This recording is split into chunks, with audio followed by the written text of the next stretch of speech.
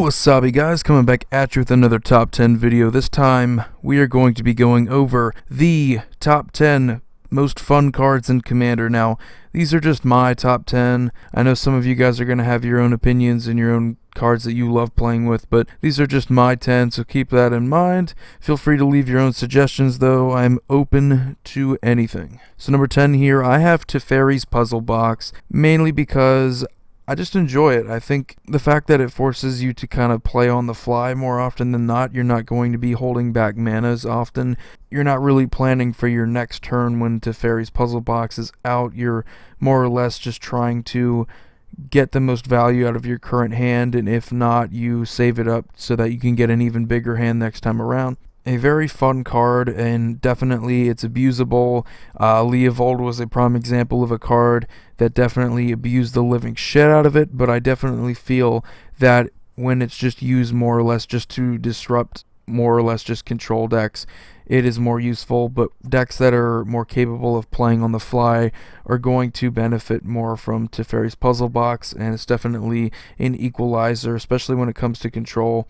Not always going to shut them down, but it definitely makes it harder for them to plan, which is a lot of what control is. Number 9 is Braids, Conjurer, Adept. Now, being able to choose either a creature, an artifact, or a land, being able to choose from those types during the upkeep, having the ability to just cheat it into play off of her is really cool. And the fact that every single player has the ability to do this is what makes her fun. There are ways to, obviously, if you use her as a commander, you can abuse the shit out of it and just play a ton of overcosted spells.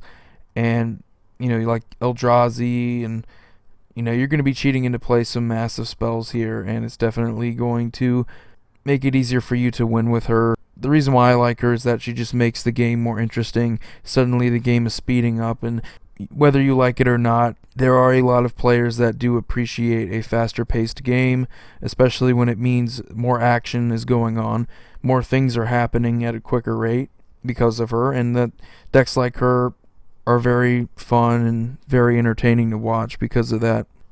Number 8 is Council's Judgment. Now, I love removal. I love exiling removal. I think it's the best. And when you can then throw in the whole factor of commander that makes it very enjoyable, which is the political aspect, on top of that, each player gets a vote. If the vote is tied, then those permanents are exiled, but each player gets to vote for what they think is just terrible, what they think is just ruining the game, and they get to exile it. Now, obviously, the more political you get, the better this card is. You can share the votes, make it so that multiple cards have to get exiled, and it is in turn order that you have to do the voting, so you can definitely manipulate that as well. And it's just very, very entertaining. Definitely not played enough, and this will be on an underrated cards list very soon. I can guarantee it. It is very fun. And when you can just look at the rest of the players at the table and say, hey, help me out here. I'm just trying to get as many of these cards off the field as possible. It's definitely a good card, and very, very entertaining to have this type of card in the format. Number 7 is Knowledge Pool. Now, ETBs you imprint. At ETBs you get the top 3 cards of each player's library is exiled, and whenever they cast a spell, they exile it, and they get to choose a card from the exiled 3 from Knowledge Pool, and they get to play it. So you have a lot of randomness, and you have a lot of ways to abuse it, and obviously if you can find a way to flicker it, recur it, do anything to get the trigger again, it's just going to make the game more fun, and it's very similar to another card on this list. There are obvious locks with Teferi, just ways that you can make the game very unfun with this type of card.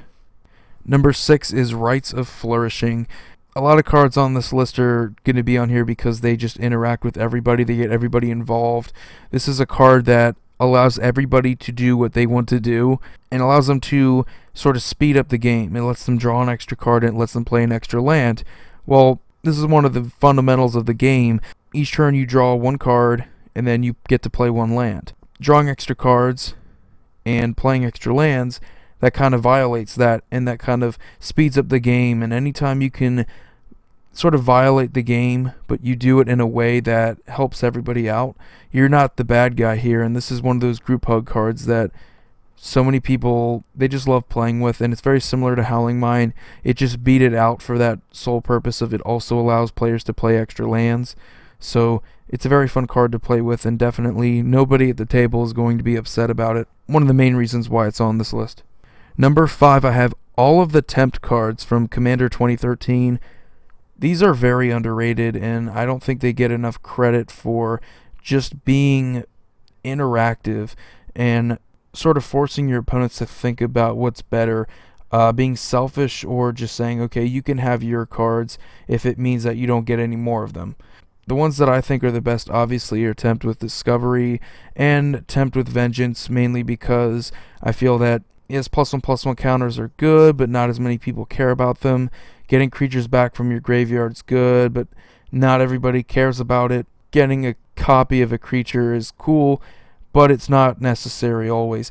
But getting tokens and getting lands, especially lands, Tempt with Discovery is probably my favorite one for the sheer fact that more often than not, they're going to be tempted by it. And I have rarely ever seen a situation where nobody has ever, given into the temptation here and just searched up a land. Mostly because everybody that plays Commander usually has a reason that they want more lands, whether it's I get to cast more spells, so you're more likely going to see players give into that temptation, and usually ends up giving the player who casted this an extra land. So very cool cards. Definitely just any of these really, they're very political, and usually whoever gives them the temptation is usually going to say, hey, I let you have extra stuff. I'm probably not going to be a big target for the short term at the very least. And that's really how you think about these cards. Number 4, Whims of the Fates. Now, before I get onto these last 4 cards here, I should warn you, a lot of these are red. For good reason. Red is extremely fun, very chaotic, and very random, and these cards embody it very well. Whims of the Fates, it's very cool that every single player has to do the same thing. They separate it into 3 piles, one of which gets randomly selected, and they have to sacrifice it. So they have to sacrifice all cards in that pile. So very, very risky to just put everything into one pile and have 2 piles technically empty. So you have a 33.333% chance of getting fucked. But yeah, a lot of people do that just for, you only live once, just taking the risks there. Definitely fun though, very interesting card. Number 3 is Warp World. Very fun, and yes, you can take advantage of this with token builds, because tokens technically count as permanents. So when you do go to shuffle, it does technically remain that count. So you do get to reveal the top cards of your library until you hit that number, and then you put the permanents onto the battlefield accordingly. And when you think about just this isn't just like non-land permanents, this is land permanents as well. So 8 mana may seem like a lot, but eventually what you're going to do here is you're going to shake things up, and you're going to sort of disrupt whatever's going on right now. It deals with so many problems as well, and it can create problems, brand new problems that you're going to have to deal with, but it's so hilarious just to see this type of card go off, and it's very fun. Number 2 is Thieves Auction. Sort of the draft card here, but really it's basically, like the NFL or basketball, whatever sport you prefer when it comes to just a draft in general. This is very similar to that. You gather every single permanent and you put it in sort of like the center of the table, which is what we do here.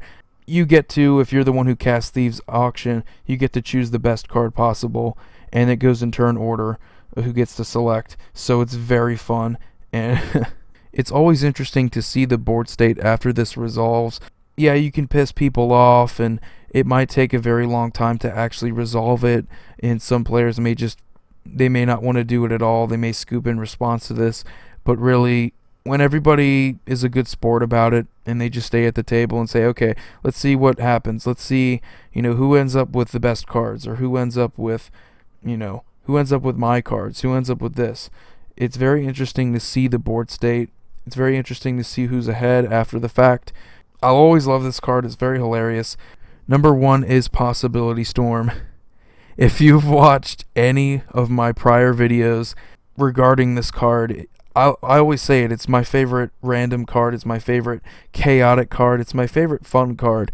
Everyone I play this card with, it's not. No one has like the same opinion about it. You'll see some people who hate it one day and then they'll love it the next day. You know, it's very random, and I usually love it. I think it offers that play on the fly sort of aspect, not unlike to Fairies Puzzle Box earlier, where you're sort of playing on the fly. You're not really depending on predictability to win games. You're more or less just depending on how well your deck is built to play on the fly, and that's very fun and very entertaining. And Possibility Storm, it gets people engaged in just paying attention to what people are getting off the top of their deck. While it may make the game a little bit longer, people have to actually look at the top and they have to do the whole shuffle at a random order and put it back on the bottom of their library. That might take a while, but it still is hilarious, and I love it. And it usually disrupts control builds because they depend on just consistency and being able to get what they want when they want it, and this disrupts that. To a degree, it's not going to completely hinder them, but it's going to make it a little bit more difficult, a little bit slower for them. They're going to have to wait to do certain things, and while this might be true for other decks, for control decks, they depend on precision, and this is not a very precise card. It's more or less just, let's have fun, guys. Let's just appreciate the game. So anyway, that was my top 10 list of my favorite, my most fun cards that I love, and let me know what you guys enjoy playing with. What are your 10 favorite? So anyway, that's going to do it for this episode, guys. Stay tuned. Void Mage Gamers signing off. You guys have a wonderful day.